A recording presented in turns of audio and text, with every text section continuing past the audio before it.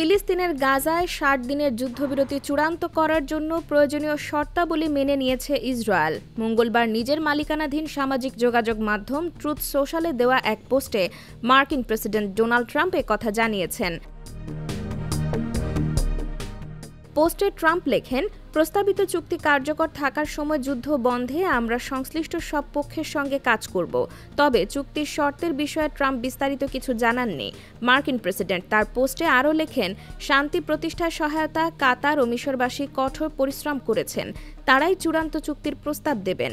আশা করি হামাস চুক্তিটি গ্রহণ করবে, কারণ এটি আর ভালো হবে না, বরং এটি শুধু আরও খারাপ হতে পারে।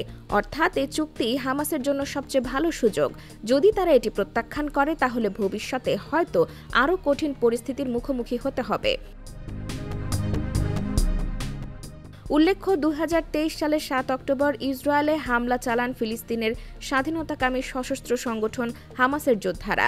ইসরায়েল সরকারের তথ্য অনুযায়ী এ কারণে প্রায় ১,২০০ মানুষের মৃত্যু হয়। ইসরায়েল থেকে ২ শতাধিক মানুষকে জিম্মি করে গাজায় নেওয়া হয়। হামলার জবাবে ওই দিন অবরুদ্ধ গাজায় তাণ্ডব শুরু করে ইসরায়েলি সামরিক বাহিনী।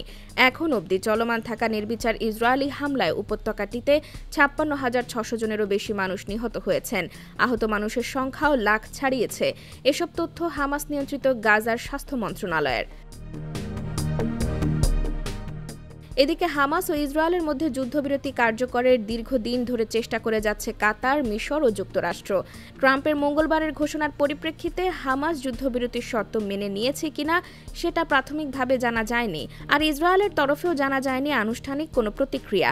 আসছে সপ্তাহে ট্রাম্পের সঙ্গে ইসরায়েলি প্রধানমন্ত্রী বেনিয়ামিন নেতানিয়াহুর বৈঠক হওয়ার কথা রয়েছে। এর আগেই ট্রাম্প যুদ্ধবিরতির শর্ত মানার বিষয়ে নেতানিয়াহুর ইতিবাচক মনোভাবের কথা জানালেন। IBTV USA, new York.